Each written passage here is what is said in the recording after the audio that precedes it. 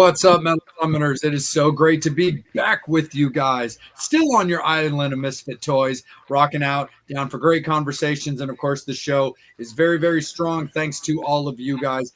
We love all the guests that come on that give us parts of their evening. And it's always never lost on myself, Angel or Steve, that we get to hang out with ourselves and chit chat about all the great things that we got going on. We're going to be live with you guys right now, as we are live with you guys right now.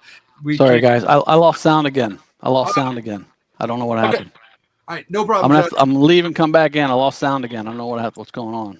Hey, no worries. Metal Summoners, we're going to get Chad right back in. But we have got, yes, Chad Gracey live with us right now.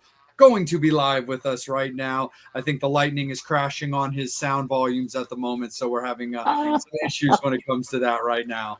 But it's all good, Metal Summoners. I hope you guys enjoyed, hanging out with Penny Fountain. They were absolutely fantastic. We really appreciated those guys for tuning in for the first part of our doubleheader. We're going to go right now with Chad Gracey. Chad, what's up? How are you, my friend? I'm good, guys. I don't know what's going on with the sound. It keeps cutting in and out, so I'm here. All right, dude. It wouldn't be fun. It wouldn't be rock and roll if without technical difficulties. Got to have them. But again, first and foremost, man, Chad, thank you so much for some of your time this evening. We really appreciate you. Welcome to the Metal Summit, and how are you doing? You are very welcome, and I'm great. Thanks for having me.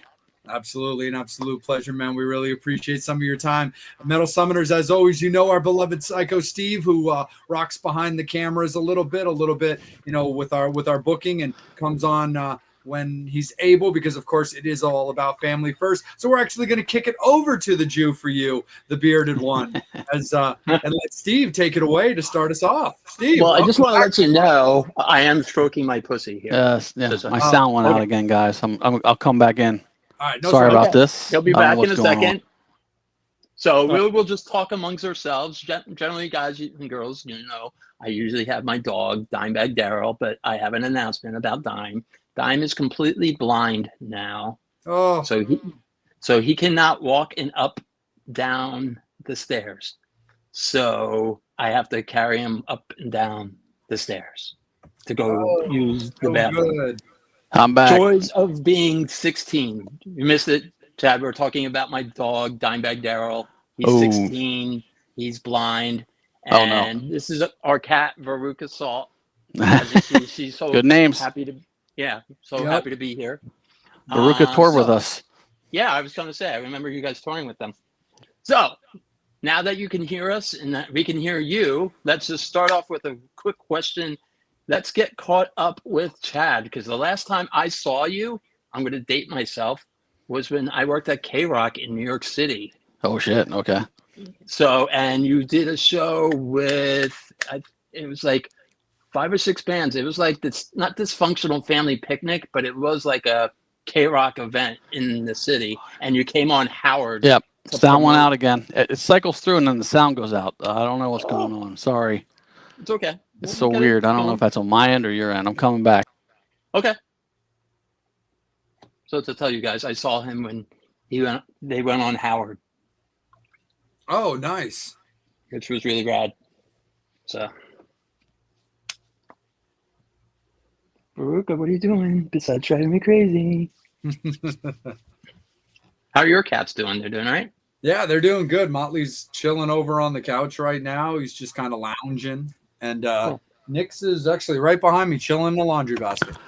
Nice. Yeah, guys. I don't know. It's something cycles and then the sound just cuts off. So I don't know if it's my end or your end. I don't know what's going on. It's weird. Yeah, it's all good. We can definitely figure it out. The sound seemed pretty solid on the earlier interview that we were doing, but it's all good no matter what, Chad. We got you covered, brother. All right, cool. I'll just keep coming back in if it cuts off again. So sorry. So the question I have was, like I said, the last time I saw you is you guys were promoting, believe it or not, Throwing Copper. Okay. On Howard. It's been a while. Yes. Yeah. That's the last time I saw you and shot the shit with you. So it's been some time. Absolutely. That was like 95 maybe? Yes, exactly. Okay. So, crazy. Let's talk about what is going on with you now. Currently, the live is touring, but I'm not in the touring band. I still own part of the band, but I'm not in the touring band currently. and that's a whole piece of drama that we don't have to really get into. But and I'm working on a couple businesses. I've been doing YouTube videos and playing drums on YouTube to all the live songs. I'm doing more and more, putting out more and more every here and there, and yeah, just doing some TikTok stuff, some Instagram stuff, and some YouTube. So having a good time. Awesome. Now, are you giving lessons as well, or you're just showing No, people I'm not a what good you can do? teacher. No, I'm just playing. I have a 3-camera shoot that I do back in our studio in New York, and I basically play the songs down the way I played them on the records, so other drummers or even fans can see how I did it and what I played. Wow. So it's kind Very of a cool. lesson, but I'm not, giving a lesson per se. I'm just playing along to the tracks. Nice. Are you still using DW? Yes, I went to DW in 2018. So yeah. Right on. Very cool. Nice. All right. And how about a side project or solo project or any project? Musically, no, nothing yet. Nothing yet. Okay. Are you interested in putting a band together? Currently, no. I'm perfectly fine being at home.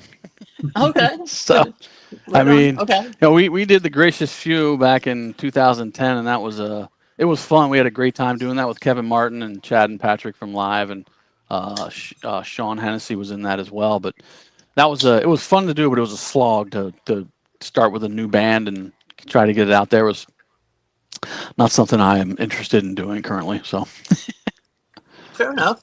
No, it's just because we have a lot of artists that come on the show and they have their main project, and then they also have their side projects. Sure. And a lot of, as you call them, super groups, and it's like a mixture of all different bands and stuff like that. And I just thought maybe if you would be interested, because between Angel J and myself and you, I'm sure we could come up with like another bass player, a guitarist, a drummer, a singer. So I wasn't sure if you'd be interested in doing something. I mean, I don't know. Where would we do that? Were you guys based in New York? Well, I'm in East Coast? Jersey. Oh, Jersey. Angel's an Angel is in Jersey as well. Jay is in Maryland. But, there is a lot of East Coast people. Yeah. Well, I come back to Pennsylvania I come back there about once a month to York. So, right. I don't know. Maybe. Okay. So we'll keep in touch because, like I said, there is some people that I would think you would mesh very, very well with. Cool. And you would have fun with them. And, there's no drama with them. Yeah. As, you're keeping away from it. So, trying to. Me too. I divorced it. I get it. Oh, yeah. Well, there's that. And I got a divorce and I got a divorce from my singer. And so, all good stuff. I got you. Well, I didn't have the singer, but I did have drama for my ex. Yeah. So she was kind of a singer. She couldn't sing. Even if you carried an iPod in her hand, she couldn't even sing. Oh, my. So, but whatever. All right. So that's what I wanted to ask. But go ahead, Jay. All you. No, absolutely. Just to cover it real quick, Chad, if you don't mind, just for anybody who's not familiar, you said, of course, still being a partial owner of Live and the band is out there, where you're not part of the. I'll come back in. Yeah, no, all good. I'm beginning to think it's a me thing. Or me. It's because I'm white. Well, the beard has been lost on the show. It needs to get used to the return of the beard. Maybe. I'm back. I can hear again. Go ahead. Sorry. Just as you asked the question, it cut out. So of course. No, totally cool. So you had talked about, still being an owner of Live and just not being in the touring band right now. But for any fans that were to go out and see the band right now, who is currently playing as the band? It's still Chad and Patrick, from my understanding. But no, it's just Ed and 3 other guys. Oh, it's just Ed and 3 other guys. Yes. Oh, gotcha. Okay. So it's definitely we got our vocals from the classic albums of the band, but right. We got the touring musicians. Oh, gotcha. But no one else. Yes. Currently, yeah. Nah, no problem. Taking back to Throwing Copper, when Steve had said that it was the last time that he had seen you. Of course, with the success of stuff like I Alone, as well as Crashing Thunder, having 2 albums already under your belt at the time that album hit, with the traction that those songs got, Did you guys know when you wrote them or recording them that they were going to pop like they did? I find that the average band tends to be like, hey, it's always a great surprise when a song gets legs and really reciprocates with people. But how did you guys remember those songs when you were writing them? Well, I think we were very confident in the material. We thought building on what we did with Mental Jewelry, and we had some limited success there with Operation Spirit and Pain Lies on Riverside. And I don't know, we felt, like I said, we felt confident. We rehearsed the shit out of those songs, went in and recorded with Jerry Harrison from the Talking Heads. And I don't know, it felt good in the studio. And we thought we'd do well. We thought maybe we'd get a gold record. We were kind of confident that at least that would happen. But when Selling Drama came out pretty strong as the first single, I Alone came out sort of strong, not as strong as we thought it would be, and then of course Lightning Crashes just went stratospheric, and that was I don't know if it's a surprise, but it was not expected to do what it did. So is obviously very cool to be part of a song that connects with that many people in that way. It's really cool. But yeah, we had confidence, but we didn't know it was going to go like to the stratosphere like it did. For sure, absolutely. And coming also out of the Gracious Few, I mean, you had a relationship with Patrick already. Patrick Dahlheimer? Yeah.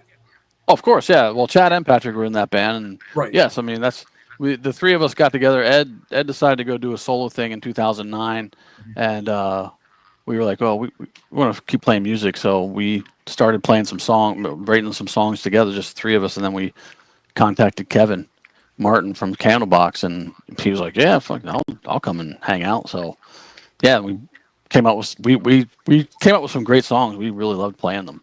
Oh yeah.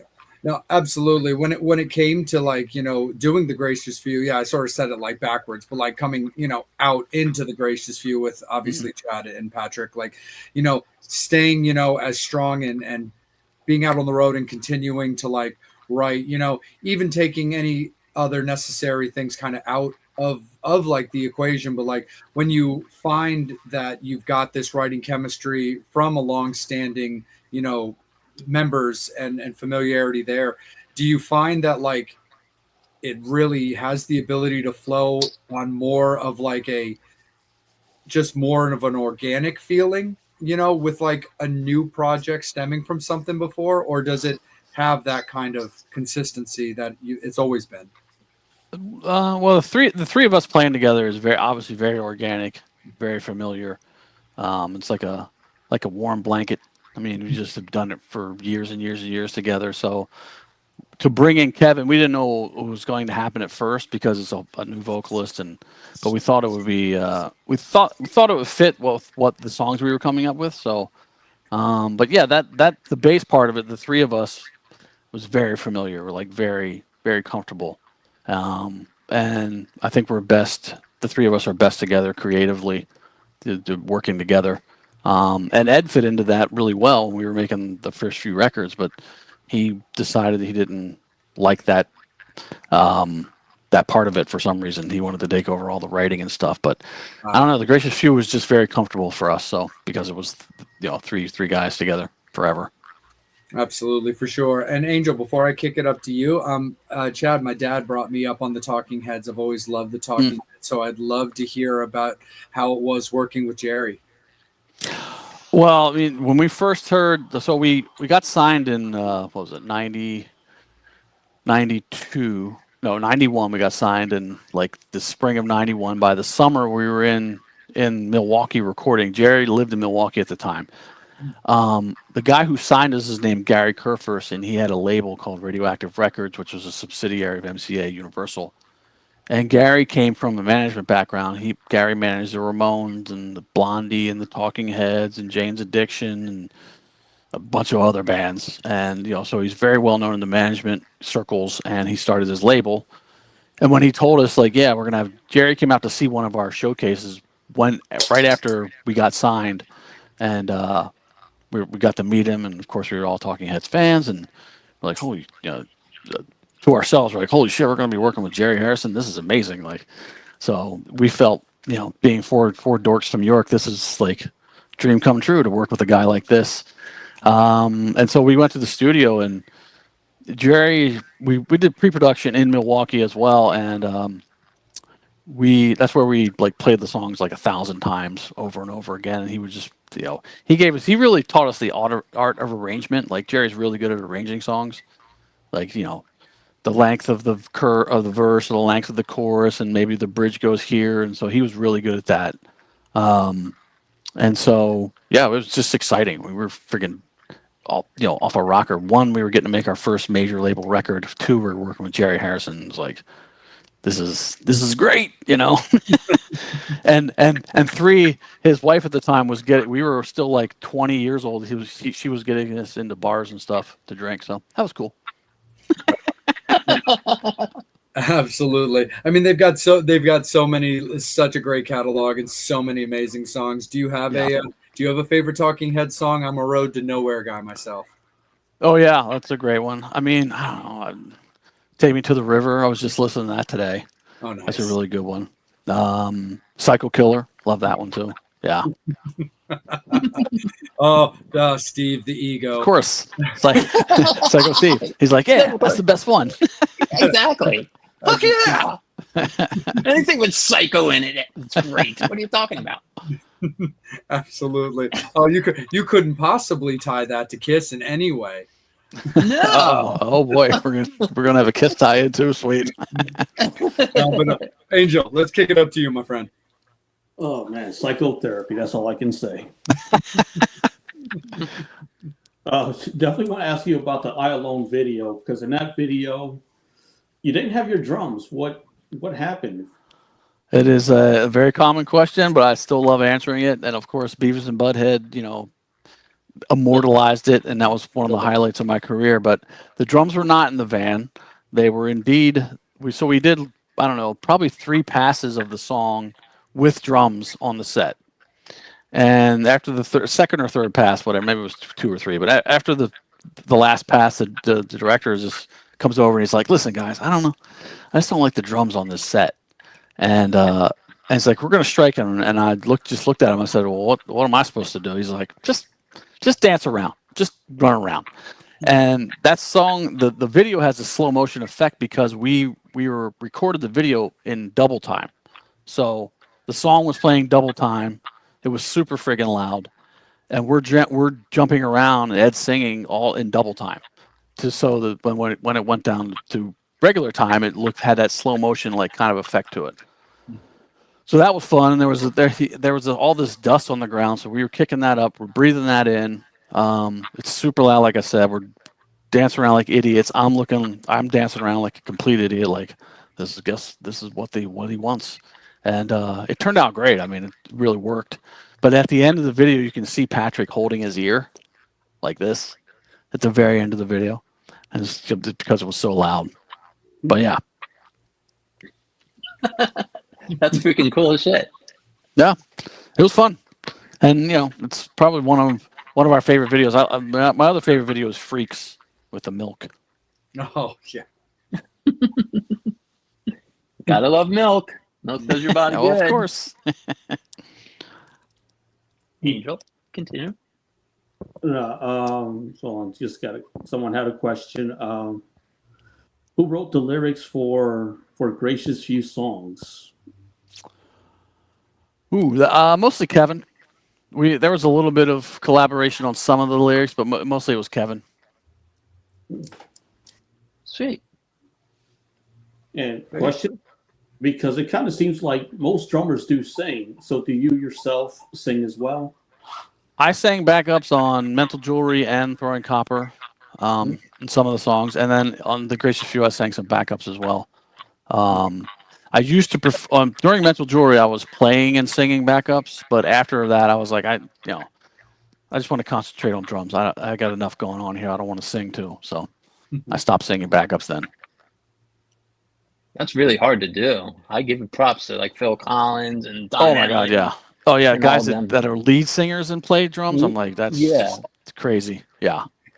absolutely. I get winded when they run my credit shit, and when I see that, I'm like, what?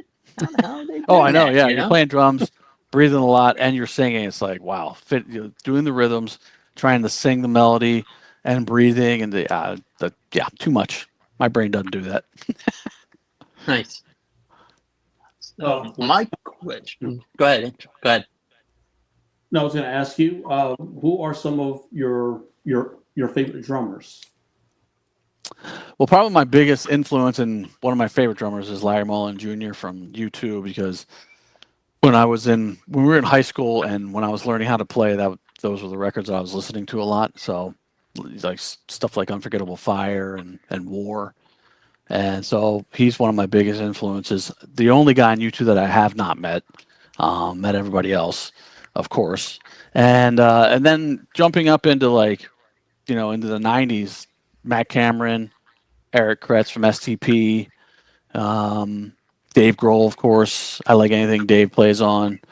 And then probably the newest drummer that I like is a guy named Ben Thatcher, who's the drummer for Royal Blood. Oh yeah. Interesting. I've never heard of that band. I have to check them out. You haven't heard of Royal Blood? Oh, they're great. Yeah, it's a two-piece out of England. They opened for Foo Fighters in 2014. That's how I caught wind of them. Very cool.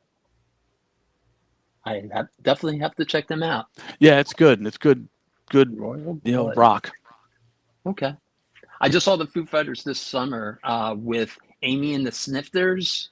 And what was the other band? Oh my God. Not The Used. I can't remember the name of the band, but they were just Foo Fighters was insane. They did 3 hours. Oh, I know. Yeah, we got to play a couple festivals with them when Taylor was still with us, and that was good to see them. Josh did a great job. It's pretty crazy they let him go, but I don't know. Right. My theory is they're bringing Shane Hawkins in, but we'll see. Gotcha. You didn't want to audition? No, I'm not playing 3 hours. Nice. So a quick story about that. So we were playing this festival with Foo Fighters in 17 or 18, and the festival was in North Carolina, and we stayed in Nashville. And our tour manager for some reason said, "Oh, we'll just stay here tonight. We'll day drive to the festival." We're like, "Okay." So it was through the mountains, of course. So we're getting through the mountains, and it's tons of traffic, and we got there. We were super late. They held the stage for us. We got to play 3 songs. We had enough time to play 3 songs. So we jump out of the bus, right onto the stage, play 3 songs. And as I'm walking off, Taylor and Dave are watching us. And Taylor looks at me and goes, "You fucker, you only had to play 3 songs? I got to play 3 hours." We're like, "Sorry, dude." That's the last time I talked to Taylor, but unfortunately, yeah, it was a funny moment. That's awesome. So my question is, because you're a single parent, I'm a single parent. Do your kids think you're cool? My girls are 11, so sometimes they do, sometimes they don't. My son is. I think my son thinks I'm cool. I mean, because he's told some of his friends, and their parents are big fans, and they're so their friends are impressed because the parents are impressed, and I don't know. Some of them, yeah. So sometimes. Right on. Nice. And then the second part question is, besides your former bandmates, who are your rock star friends? Who do you hang out with? Because I know you're bi-coastal, living in Cali and then living in PA. Who do you like if you're coming home for a long weekend or something, be like, "Hey, you want to grab a beer? I'm here." As far as musicians or rock stars, nobody. Yeah. I don't really have any rock star friends I hang out with on a normal basis. So nobody, unfortunately. Wow. Okay. Nice. Okay. Just curious. Jay, back to you, sir. Yeah, no, absolutely. When it comes to staying, musically just intertwined and stuff, you're saying that you being home, being with, your family and not having to play 3 hours. How do you find that any type of musical itches that you need to scratch is how do you like to handle doing that? Do you like to write your own music, just kind of studio record on your own time? No, I don't do that. I mean, like I said lately, I go back to New York about once a month, and I do 2 or 3 drum videos while I'm there. So that gives me an outlet. Maybe. Possibly. Hello? Can you hear me? Totally. Okay. I Yes. think we have Jason Pearlswig producing our show tonight. Uh-oh. Sorry. No, sorry. So yeah, so I'm mainly just the drum videos right All now. right, I've been, please stand by. what's going on? I have no idea. I have no clue either. Chad, can you hear me? I can hear you. Yes. Yes, I can hear you. Yes, I can hear you. Wow. Was this happening during the other episode? No. But you can hear me. Oh yeah. No, you're coming. You're clear. But Steve can't hear me? I hear you clear. Angel, Oh, okay. can you hear me clear? Oh, we can't hear Angel. Yeah, I Angel. always. Oh, he's muted. Yeah. I'm sorry. Yeah. No. So far, everything seems smooth. Okay. California Wi-Fi. Maybe, I don't know. Something's weird. I- Everything's oh, jacked up in California. yeah. Just blame Steve. Yeah. So anyway, Bobby. so just doing the drum Matt. videos has been my main outlet lately. There you go. I got you. No, that's awesome, man. When you look back at like the time that like Live was breaking out with your guys' videos, your guys' albums at a time that like grunge was kicking in, glam was taking a back seat, and then kind of leading up to like the alt rock scene where the Foo Fighters, for example, were a really prominent part of that. How did you personally see the shift in the music, like stylings and like radio play and stuff? Because your band was pretty much right in that shift. Yeah, well, so it was interesting because and this is not to disparage any of the hair metal bands, but we didn't like hair metal because Patrick's older brother was into like new waves. So we were into NXS and the Smiths, the Cures, the Pixies, U2, obviously, REM. That's the stuff that we liked. And being in York, Pennsylvania at the time, you couldn't play any venues in York if you didn't cover hair metal. And we're like, well, we're not covering that stuff. We don't like it, So we didn't play a lot in York. And so when Nirvana, when Nevermind came out and exploded, and hair metal kind of went away, again, not to disparage any of those bands, we were like, okay, cool, this is great. This is like a whole new music thing, and so we were kind of happy about that. And Metal Jewelry was obviously not grungy at all. It's kind of like, I don't know how to describe it, but just touring for that record, we started playing harder, heavier. Chad started playing more distorted guitars, and then we started writing Throwing Copper. And I guess the influence of Nirvana and Pearl Jam and Soundgarden kind of rubbed off on us in certain ways. And so we were happy to play harder, sound a little heavier for us anyway. Yeah. So we dug it. Oh, that's awesome. When it comes to like music videos, do you like doing music videos? Because there's a lot of musicians, it's like, oh, it's so repetitive, I hate it, it's like the worst part of the biz, but like it's important and we value it. But how about yourself when it came to like music videos? Did you enjoy it? No, I didn't enjoy music videos or photo shoots, and music videos especially because they would always inevitably say, you guys got to be here at 6 a.m. And then we'd sit there for 3 hours or 4 hours, and we're just like, we could have come at 11, every time it happened. Well, our first video for Operation Spirit was more us just kind of driving to different locations, and we were excited because it was our first video, so we were excited to do that one. Thereafter, it just started to become kind of like, okay, this is, showing up too early, being here, hurry up, waiting. That's the whole music industry anyway. You hurry up and wait to do everything, but Yeah. it was just like, okay.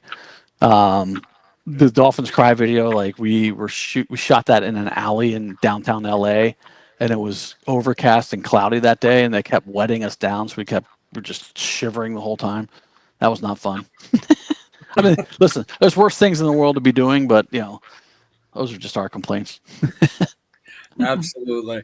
What was one of your what was some of like your favorite like venues and places that you got to play that were like out of the country? Well, out of the country, I love hearing about like venues that I'm like, or countries, places that got to be played that I've never been to, because I personally never left the country, so I always find it interesting. Mm-hmm. We played a huge festival in Brazil, in Rio. So that was pretty amazing. Not necessarily a venue per se, but it was just a great show. And we played at the time it was called the Coca-Cola Dome in Johannesburg, South Africa. We had never been to South Africa.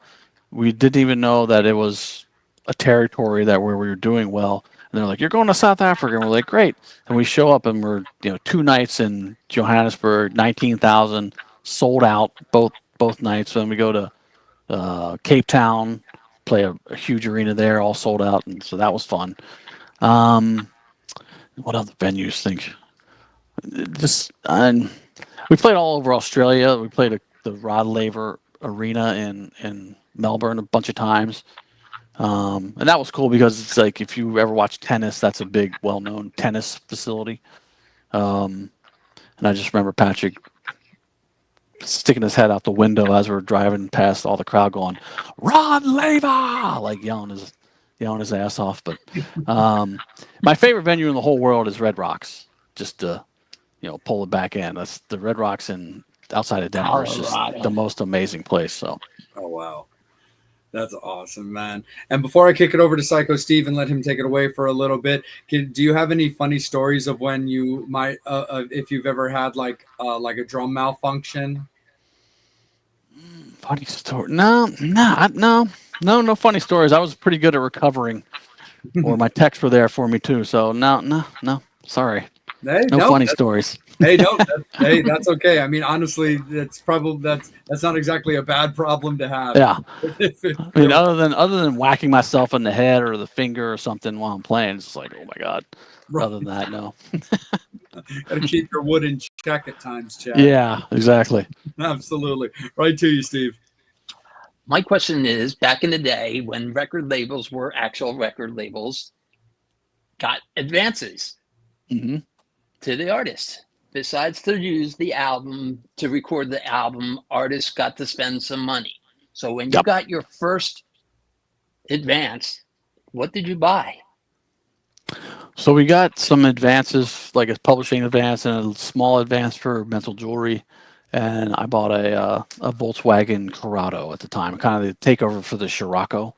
Yeah, that was I'm a Volkswagen guy. I drive a Volkswagen. So. Cool, then So yeah, that was my first new car purchase, and that was one of the things that I bought right out of the box. I was still living with my parents at the time, so nice. Like, I'll buy a car.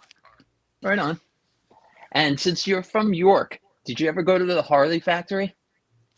I've done the Harley factory tour, yes, a few times, and we were all in the marching band in high school. Right. I played saxophone in bands, and Chad and Ed played trumpet, and Patrick played like all kinds of percussion stuff. So we performed for Ronald Reagan when he came to the Harley Davidson plant in York. It's actually outside of York, but the York High School band was the band that played for it. So we got to play for Ronald Reagan at the factory. Yeah, that's really cool. Yeah, nice, very cool. And then, Pillar of Davidson is named after there used to be a Caterpillar factory in Harley Davidson. So Pillar of Davidson the name comes from those two factories in York. Interesting. Yeah. Wow, little history there, everybody. Angel? Yeah, let me get to the fan question. What venue would you like to play that you still haven't played yet? Oh my. I can't think of any, to tell you the truth. I mean, we never went to Japan. I don't know any famous Japanese venues, but we never went to Japan. I'd like to play Japan, but I don't know any specific venues there. So I'm not sure about that. I don't know. Tokyo Dome. There you go. Let's say that. Tokyo Dome. I'll go with that. Tokyo Dome. There you go. What's the heaviest band you're into? And also an influence a fan wouldn't think that you're into? Oh, heaviest band that I'm into? I mean, I don't know. What are we defining as heavy? I mean, I like Tool. I like Soundgarden. They can be heavy. I like Metallica. I mean, I'm a Metallica fan. I guess they would be heavy. So I guess those bands, and then let's see, something that a weird influence. I don't know. That's a good question. I can't think of anything off the top of my head about that one. He's a Lionel Richie fan. Yeah, there you go. I love Hello. I just learned something very interesting. Lionel Richie had Steve Lukather play the guitar solo on his what is it called? Running in the Night. Oh, really? Okay. Yeah, I just learned That that. is cool. Wow. Yeah, I thought that was pretty rad. That is rad. I am a big fan of Lionel and a big fan of Toto, so that's why I said. Well, there you go. Perfect. Yeah. Yes. So, Jay. Absolutely, nah, for sure. When you look at how bands, progress over the span of their careers, when, from your experience, how you guys started out all the way up until like present day, what would you say were some of the best lessons that you learned, like that your music and your journeys gave you personally?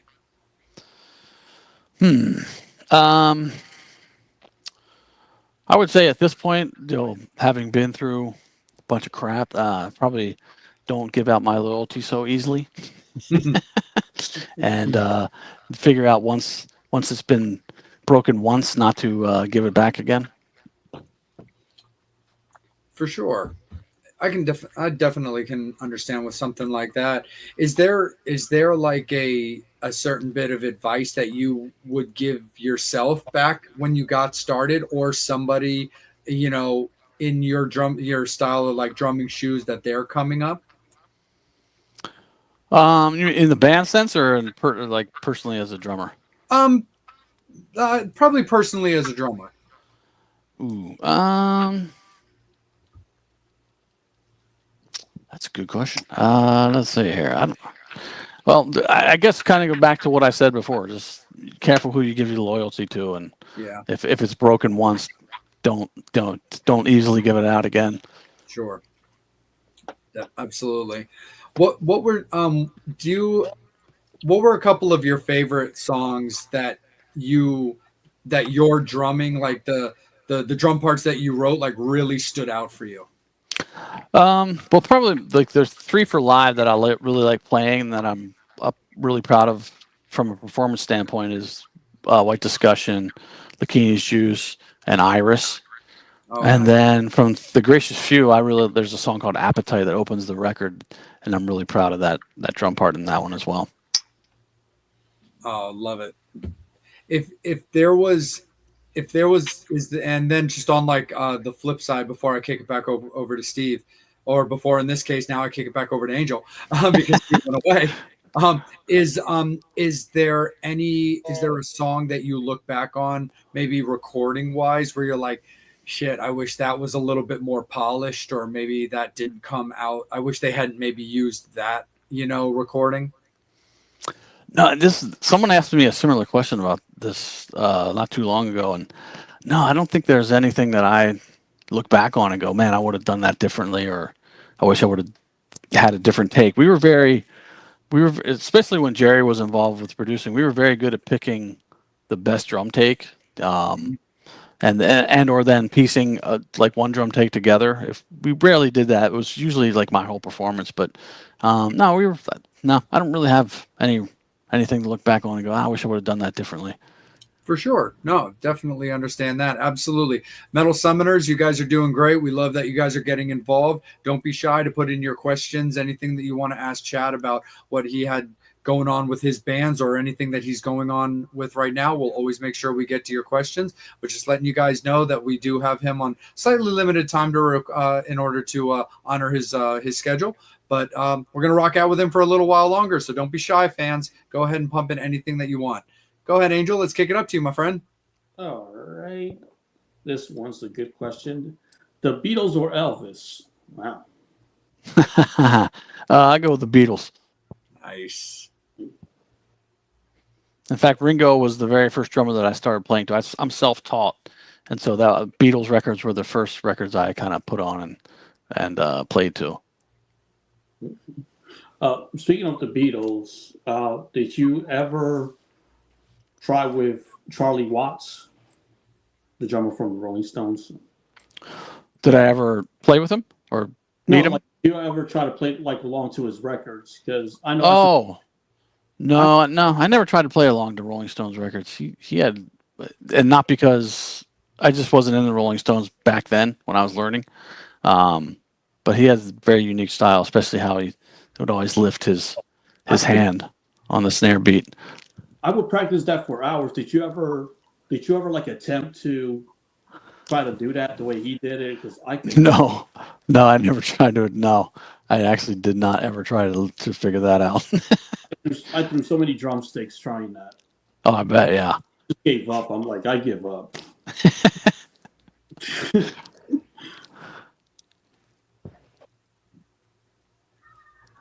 Oh, definitely your podcast. Yeah, because that's my pod partner, John. Yeah, so I have a podcast called The Gracious Two, named after the Gracious Few. And yeah, we do it every Tuesday at 1 p.m. Eastern, 10 a.m. Pacific. So we do it live every Tuesday. What do you like to talk about on your podcast? We start out with like the first 15, 20 minutes. We're like doing, just talking about current events. We get a little political sometimes, and then we bring on a guest, and it can be anywhere from a super live fan to we've had on this a couple of famous actors, other musicians. We just had on the drummer from Our Lady Peace. He was fun. We've had on Larry Hankin, who was famously he was in Seinfeld and Home Alone. You'd recognize his face when you look up his name, but just we have an eclectic guest list. We've had on psychologists and all kinds of people. So it's I don't know. I mean, I like Joe Rogan and I like the guests that he has on, but he just has people on that he's interested in and talks to, and you get just learn about different things. So that's what we do with it. Cool. Yep. So you have that. Okay. Yeah. Tuesdays at 1 p.m. 10 a.m. Okay. Yeah, 1 p.m. Eastern. Yes, correct. What's on your bucket list? My bucket. Oh, I want to do more traveling, not on the road. So I want to go to places where I can hang out for a little while and be a tourist. And like I'd love to go to Bora Bora. I want to go to Thailand. I want to go to Italy more. I've only been to Italy. Well, I've only been to Rome once and Milan a couple of times, but I want to go back to like the coast of Italy and see that. So travel without being on the road. Okay. And again, this is just a question. Like I say, you don't have to answer it. Any hope that you, Chad and Patrick, would tour the live songs with a different front man? I'll just say that is a possibility. I don't know if we'll go like do extensive touring, but there is a possibility. We are certainly allowed to do that. There's nothing stopping us from going out as live. The three of us we are the majority control of the company that controls the trademark. So we can do that if we want. Well, what was it again? Because I mean, touring now, you got cell phones and everything, and back in the 90s, you didn't have it. So just if you could talk about just your experience on touring in the 90s before we had cell phones and all that other stuff. Oh, right. Yeah, that was. I mean, when you're doing it, you don't really know that the cell phone's coming. So I mean, you rely on your tour manager to give you day sheets and come to your door and alarms. You having the hotel wake you up with a phone call for your alarm, that kind of stuff. You heavily relied on on your tour books to know where you were going and what time you would get there and all that kind of stuff. And the thing that I loved the most when I first got cell phones, especially the iPhone, is when I could I'd be laying on the bus asleep and I could wake up and go, "What's the weather outside?" without walking off the bus. Is it raining? Is it cold? Is it hot? Like, what's going on out there? So that was nice. But yeah, touring without the cell phone was, I don't know, like I said, you grew up doing it. So it was great to have cell phones when they came. Power outage. Uh-oh. What's this? Is that a question? Oh, jeez. Yeah, I think you just forgot to pay the bill. That's all.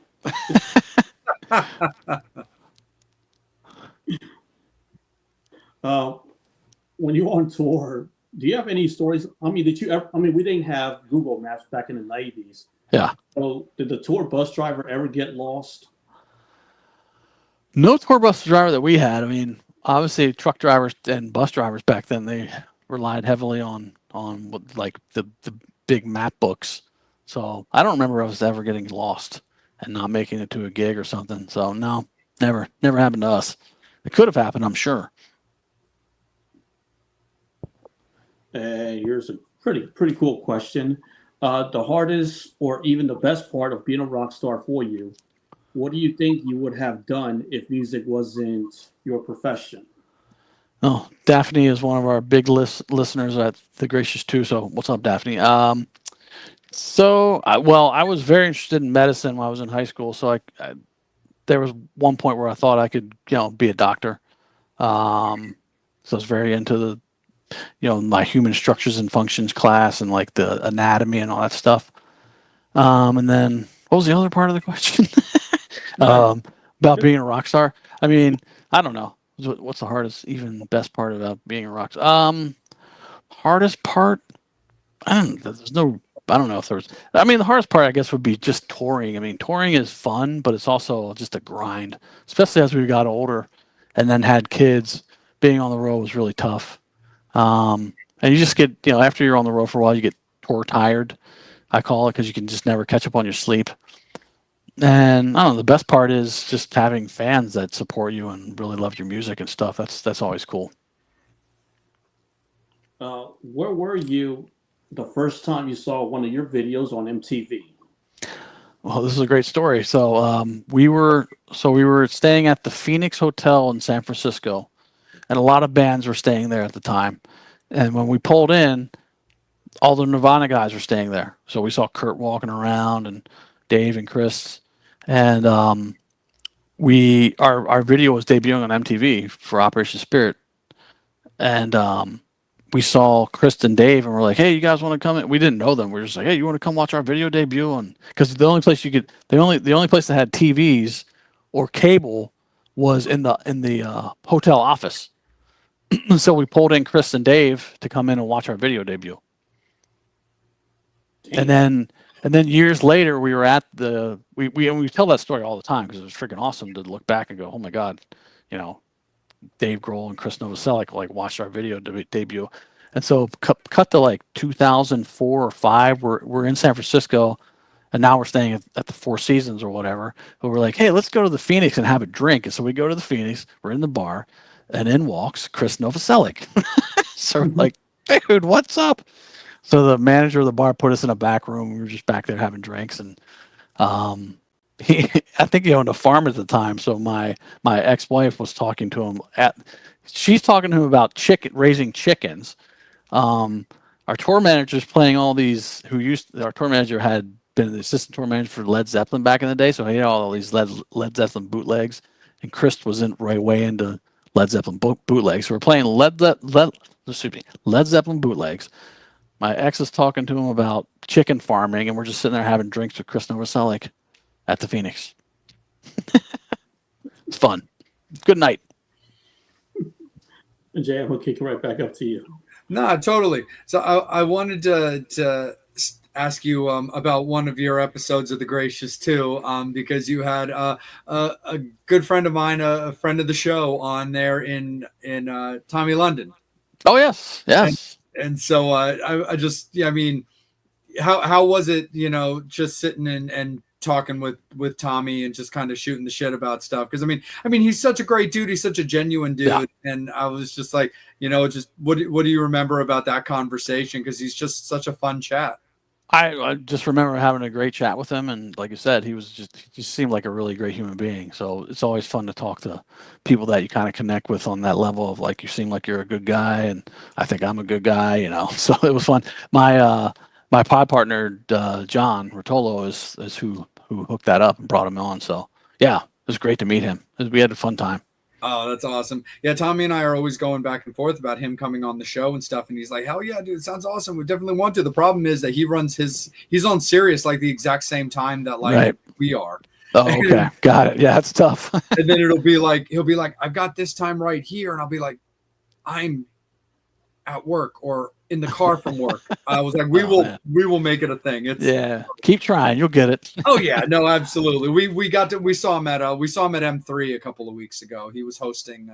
He was one of the personalities hosting. It's specialized as like an 80s rock festival. So it had Okay. like Steven Adler from like Guns N' Roses was Cool. there, and all that kind of stuff. David Lee Roth was there. That was really cool to get to see. He's always interesting.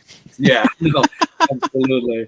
And I also wanted to ask you about take it back a little bit to music videos, because I wanted to ask you about I'm terrible at pronouncing things, but the Lassini's Juice video. Lakinis, yeah. Because I always thought that was just such an interesting concept and just kind of a fun thing, because like you start watching the video and it like kind of has this like almost like the people at the front desk of like almost like a hotel, but then like all of a sudden you're performing, and it's like kind of this live video in like a box, to then just a bunch of semi-naked people all over the place. Yeah. The director, obviously listened to the song, and that was his interpretation of it. I don't know. He came to us with that treatment. We're just like, okay, shit. I mean, we were trying to like be anti lightning crashes at that point, because we didn't like I think our record company was like, they wanted Throwing Copper 2, and we were like, we're not making Throwing Copper 2. The last thing that really everyone knows us for is lightning crashes. And so we were like, let's just fucking take a left turn here. And we wrote Lakini's Juice. We had all these weird names, Lakinis. This all came from Ed too. I mean, Lakini's Secret Samadhi. The record was black. We're like, okay, fuck it. And so when the director gave us this treatment, we're like, yeah, lard, in some box office, sure. And then naked people, let's do that. Sounds fun. That's awesome, man. And I also I wanted to bring up Turn My Head too, because I was just curious if you remember the venue that you did the music in, because I think the look of the venue looks so sick. Like this, I love just old timey hotel building type things. Like my wife and I were recently in Salem, Massachusetts over the weekend. That's where I'm from, and we went to a like a Gothic event that was in like an old time like castle, like very, very old. So I just love old looking buildings, and I was just kind of wondering if you remember the venue you did that video for, because it looks so cool. Yes, we actually owned that place. It was a former bank called the Trust in Lancaster, and we bought it. And it was our our band central for a while. And we would store our gear there. We were rehearsing there, but it was just like it's like an old bank with high ceiling. The ceilings were modeled off of Grand Central Station in New York. So super high, probably like 40 or 50 feet high. And so a lot of the shots, some of the shots were like coming up the stairway into that area. So that was where you got the full scope of that ceiling. So yeah, we owned that place, and we played there a lot. Oh, very, very cool. Is do you guys still own that place? Is it still? No, we sold it. We rehearsed there quite a few times, but we were getting a lot of complaints because it was connected to other buildings. Oh. And there was we would have had to do like extensive amount of work to friggin' isolate it from the other buildings. And so we stopped playing there. We used it for storage for a long time, and then we put it up for sale. Actually, Ed had his bachelor party there, so that was cool. And that's where Patrick met his wife there, so that was nice. Oh, nice. That's awesome, man, for sure. Angel, let's kick it back up to you, man. And at the same time there, Metal Summoners, it is going to be last call for alcohol. Any final questions, comments, anything that you want to ask Chad about anything he's got going on currently, or again, anything from his awesome past with all of the things he got to do with live and everything that he's just been involved in. Make sure you guys pump him in so we can clear the board. This is going to be your last chance to do so. It's curious to know what drumsticks do you use, and what cymbals do you prefer to use? I use ProMark sticks, and they are kind of custom made for me. They're like a mix between a 5A and a 5B, so kind of right in the middle. I like them a little heavier, but not as thick as 5Bs. And I have this stuff on them called active grip. So it gets, as you hold the stick, your body heat warms up this kind of glue. It like makes it a little sticky. And so they're really easy to grip, because I don't like using drum gloves. So I love those. So ProMark sticks, and then Zildjian cymbals. I've been with Zildjian for probably, 32 years, something like that. Wow. Yeah, they've been really good to me. I love Zildjian. So I guess I got to mention my head company too. With Evans Head. So DW, Zildjian, ProMark, and Evans. Shout out. And I guess for you as a drummer, I guess what's the difference like playing indoors as opposed to like playing when you're outdoors?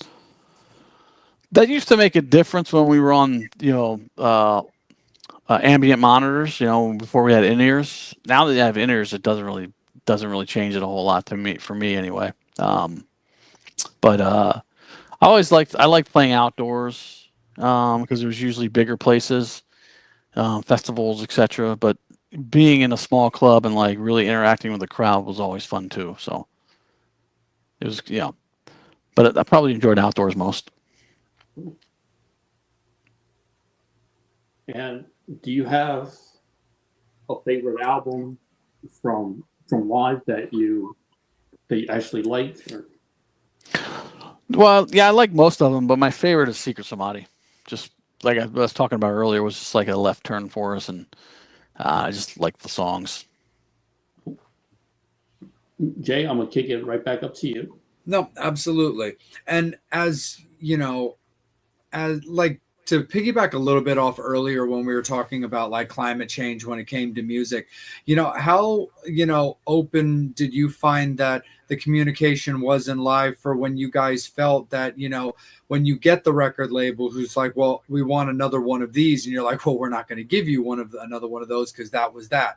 How was your guys' communication about the direction you wanted the band to go, how you felt your writing was maturing and changing based also off just like life experiences? I don't. It's weird to say, but there wasn't a lot of communication about like we're gonna do this.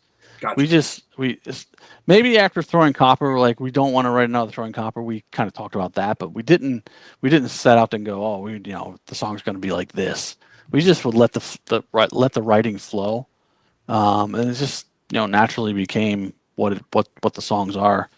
There was a lot of interaction. There probably was some interaction between Chad and Ed because they would often pair off and come up with some guitar ideas, and they will obviously write the lyrics and melodies. And then they bring them back to the band, and we work on them that way. So they may have had discussions that I wasn't part of, but I'm not totally sure. Sure. No, absolutely. And just out of curiosity, how did the live album The Turn like come about with Chris? Like what were your guys' thoughts behind doing a live album at that time? Because it's been about 10 years for that record now. Yeah. Chad and I are talking about we're gonna probably re-release that soon. But Cool. So we, Ed left to do a solo career in 2009. We had some contractual stuff. Went into litigation, whatever, and I don't know. Around 2012 or 13, we're like, just play some it'd be cool to play some live songs. Like who could we get to sing? And we toured with Chris when he was in a band called Unified Theory. In 2000, we did a co-headline thing with the Counting Crows, and Unified Theory was one of the opening bands. So and Unified Theory was Chris Thorne from Blind Melon and Brad Smith from Blind Melon, Dave Cruzen on drums, and Chris singing. And we met Chris, hung out with Chris. He's a great guy, still is, great human being, really cool, always laughing, having a good time. And so I don't know whose I think it might have been Chad's idea. I was like, hey, let's call Chris Shin and see if he wants to do it. And so he came to York, and we played like I Alone and a bunch of live songs. And he was like, this, it was cool, and we had fun. And we were like, well, let's write a record. At first, it was just Patrick, Chad, and I wanting to play the live songs again, like the old stuff, and then, Chris, and then I don't know. I think Chris said, "Hey, man, check out this idea." He started playing some guitar ideas, and we're like, "Wow, this is freaking cool. Let's write to that." So, and we just started writing a record. Oh, nice. Was there, with Ed doing his solo thing, and like you said, just kind of wanting to play live songs and stuff like that, did you feel, still, like, you guys, of course, you Chad and Patrick were always going to be super solid, like we discussed earlier, but like, having just that cool little relationship with Chris, and knowing that he was a good person, did it make the camaraderie of doing that just kind of smoother? Oh, absolutely, yes, yeah.